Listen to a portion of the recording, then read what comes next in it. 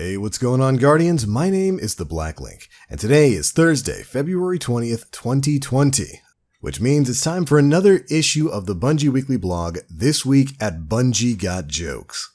Ooh boy, let me tell you, there's going to be quite a few jokes told over the course of this week's swap. We've got some patch notes, Sandbox changes, we've got some weapon buffs, a lot of weapon nerfs inbound, and a bit more information about how the Empyrean restoration effort is going. Let's go ahead and dive on into everything we're learning about this week. Now, of course, over the course of this week, we've got Iron Banner going on right now. We finally hit Stage 6 of the Empyrean restoration effort, and now all eyes are on Stage 7. As of the time of this recording, we had donated a total of 6,721,502,200 total polarized fractaline, blowing through, of course, every previous stage of this community event. And with this, we now know what the amount required for Stage 7's completion is going to be. And that hefty amount is sitting at a staggering 9,777,777,700 total polarized fractaline. Meaning we're basically going to have to double the amount of polarized fractaline we've already donated. Now, thankfully, if you've been one of the big major investors in the fractaline stonks, now is the time to go ahead and start donating your returns on investment.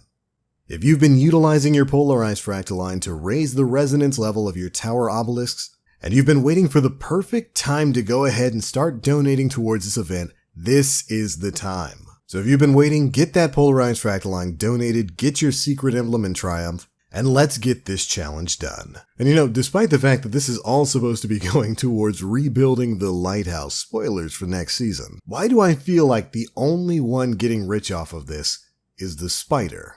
Well, we don't have too much time to spend thinking on that because we've got some major Sandbox changes covered in this article. Now, in previous weeks, we talked about the major changes, the major rework coming to the swords in Destiny 2 when Season 10 goes live. This week, we're learning about some major incoming nerfs and buffs coming to several different weapon classes and at least a few of your favorite exotics. Let's go ahead and dive on into it. As usual, we get to hear a bit from the Destiny dev team about what they've got in store. This week, we're putting the magnifying glass on weapons. While swords were given a bit of an overhaul in functionality, other weapon archetypes are seeing some finer tuning. Damage values, ranges, and even reload canceling are on the table this time around. We know one of the first questions on your mind will be, is this a Crucible-centric update, or will PvE get changes this season as well? While the following changes will be coming out at the beginning of Season of Redacted, some are in preparation for a new PvE challenge coming later in the season. A new Nightfall difficulty, officially dubbed Grandmaster, will test even the most proficient Guardians. We'll have more details about this new ordeal in the coming weeks, but for now, we have information from the dev team on changes being made to ensure that we strike the right balance between challenge and reward. And I just want to take a moment after that introduction there to prepare you when they say strike a balance between challenge and reward.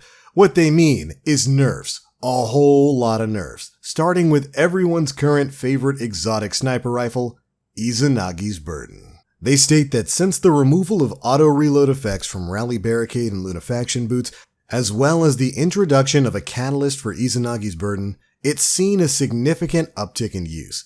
Izanagi's Burden solidified itself within the majority of in-game builds due to its excellent burst damage, sustained damage, ammo economy due to special ammo, and safety due to being a sniper rifle.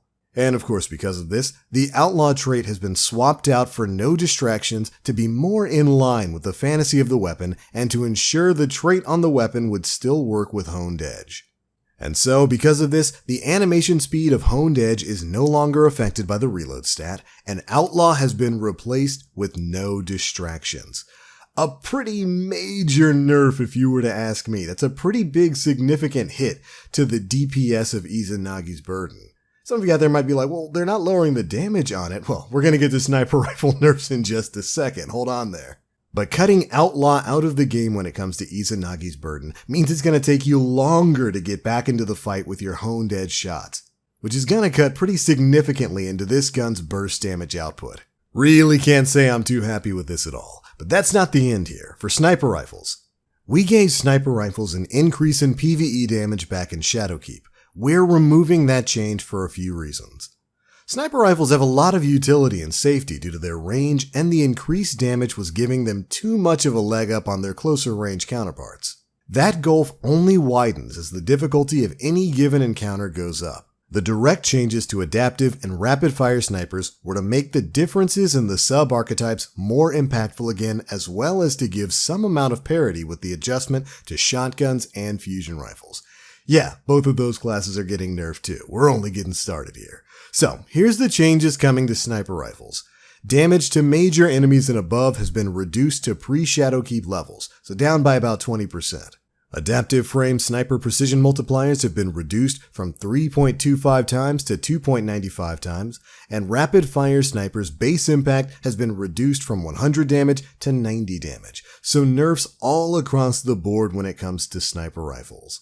And I kinda gotta say, I'm a little confused by that. Yeah, snipers had seen a bit of an uptick in use since Shadowkeep came out. I remember the reason why we were asking for buffs for sniper rifles is still because of an issue that hasn't really been addressed too much outside of the no distractions perk. Flinch in PvE is still incredibly frustrating for snipers out there. And I don't exactly know if knocking down the damage almost across the board when it comes to snipers was the best thing to do here. I guess we're just going to have to see in the new Sandbox, but I'm certainly not happy with the changes to Izanagis or snipers across the board. But you guys know me. I hate nerfs almost universally. But like I said, we're not stopping there. Next up on the docket, grenade launchers.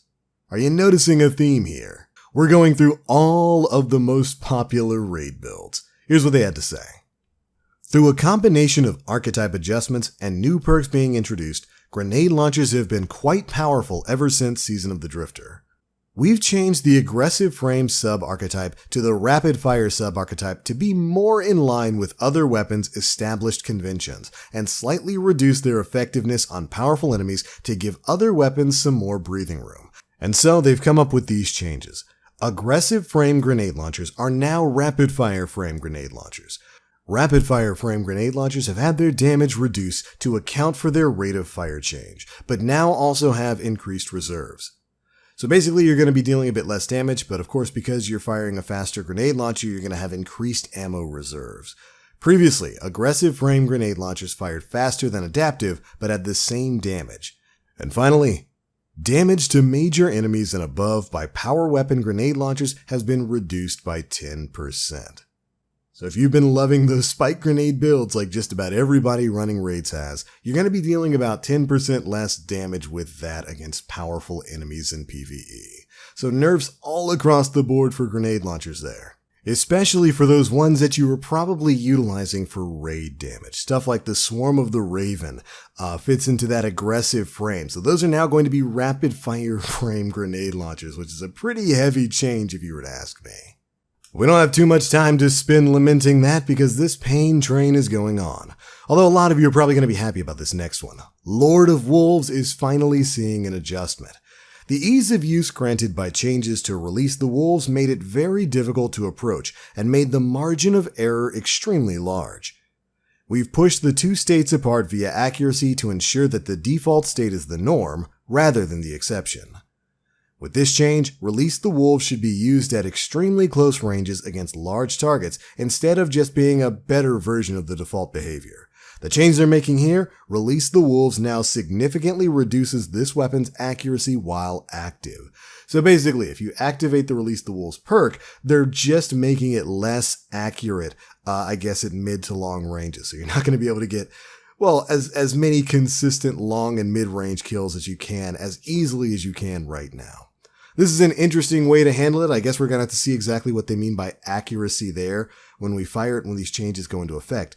I still argue that the only change they needed to make to Lord of Wolves was just to revert the way it worked. Previously, before they made the change to Release the Wolves, you had to get a kill in order to activate that ability. That was when Lord of Wolves became super powerful. I think that was perfectly fine. It left the Lord of Wolves as a strong weapon, but you at least had to get a kill first and, get a bit of a reload in before you could actually start utilizing the insane amount of power that the gun has. I still think that a reversion back to the way it worked before probably would have been a better solution here, but who knows. On to the next one. The last word.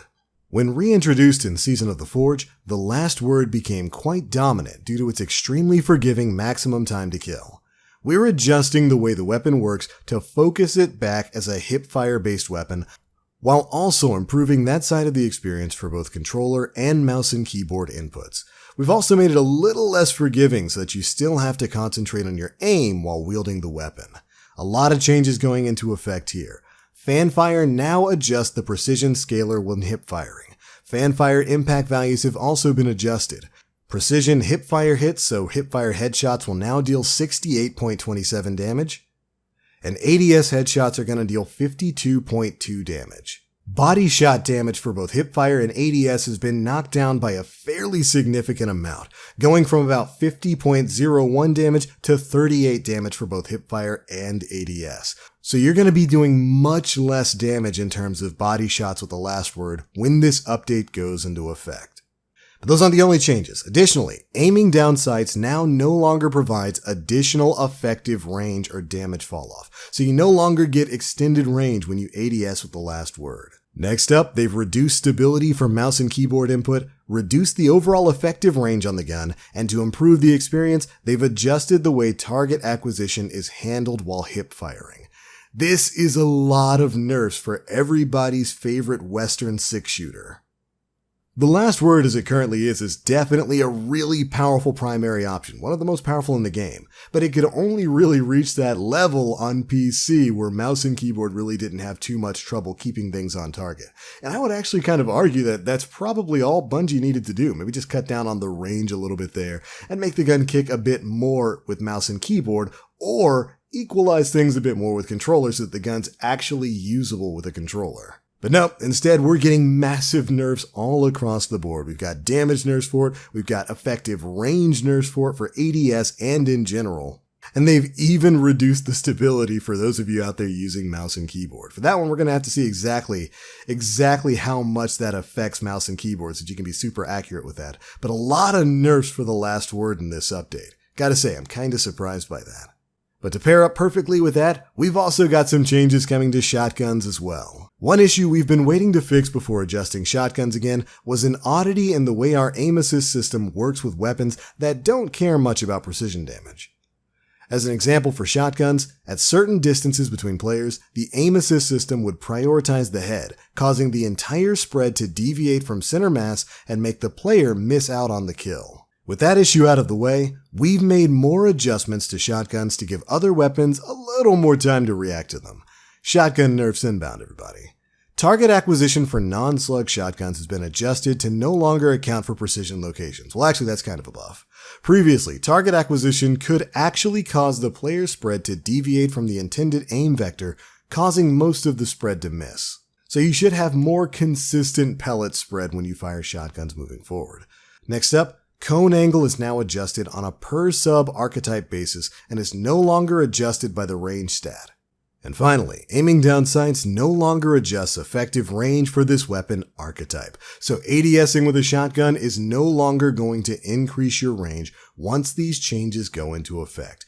Big changes coming to shotguns there. I know a lot of people have been complaining about the shotgun aping in Destiny 2 right now, so it seems like Bungie's definitely on your side with that, as these things are definitely going to be a lot less lethal at extended range. Now, speaking of lethality at extended range, fusion rifles didn't escape unscathed either. Similar to the issue noted above with shotguns, fusion rifles also suffered from some target acquisition related oddities that we've since fixed. Most of the changes here are adjustments focusing on the high impact sub archetype, basically your air intel. Backup Plan was an exotic perk in the original Destiny release, and it was placed on legendary fusion rifles in Destiny 2 due to them being heavy ammo weapons at the time rather than the special ammo weapons they currently are.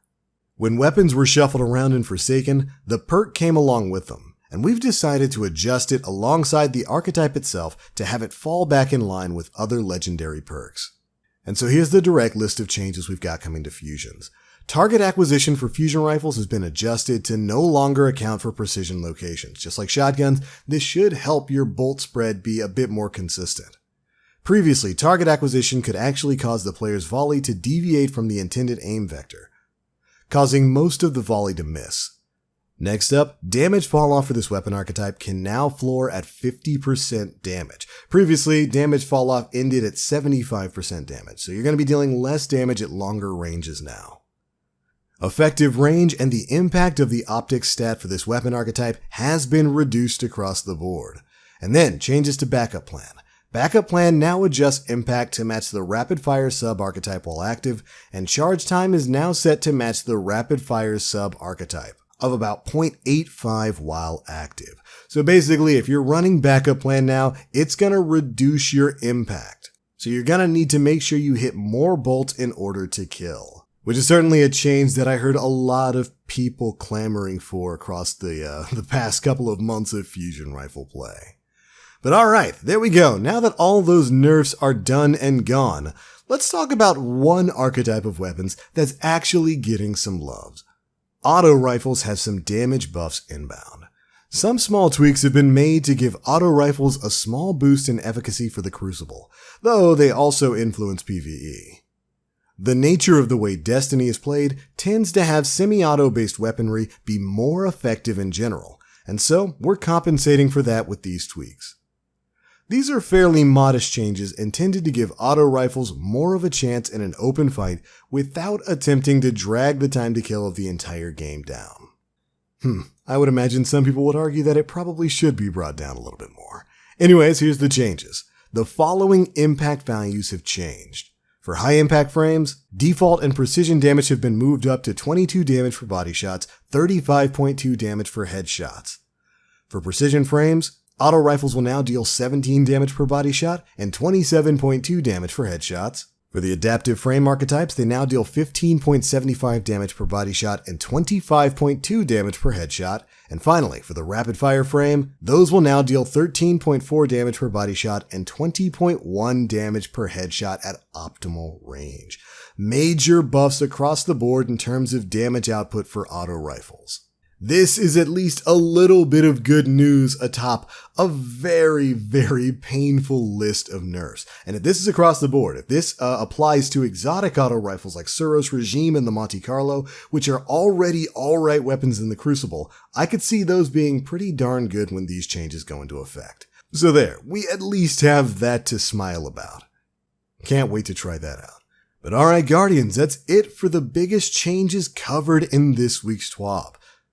There's a lot of stuff to talk about there. There's a lot of stuff to be unhappy with, and I know a lot of people are probably not going to be too happy with some of the nerfs that were discussed in this video. This isn't the end of the Sandbox changes, however. In the coming weeks, we're going to have a preview of how exotic armor is going to be changing, along with tuning to our supers and abilities when the next season of content goes live. So make sure you're staying tuned to learn all about that. But alright Guardians, that's it for the biggest bits of news contained in this week's issue of the Bungie Weekly blog, This Week at Bungie. And those are my thoughts on those changes. Really not too happy with some of those nerfs. Be sure to leave me your thoughts down in the comment section below. How do you feel about some of this stuff? Are you bummed about Izanagi's catching a nerf? Does it seem to you like it does to me that Bungie's just going back to the old school Bungie thing of targeting whatever is the most popular thing in the game and dragging it down a bit? Can't say I'm overly pleased with that. Whatever your thoughts are, be sure to let me know down in the comment section below. If you enjoyed the video, feel free to drop a like, make sure you subscribe, and hit that notification bell to stay up to date with all the latest stuff we're putting out. That's it for this one, guys. Thank you all so much for watching, and as always, I am the Black Link. You Guardians, stay frosty.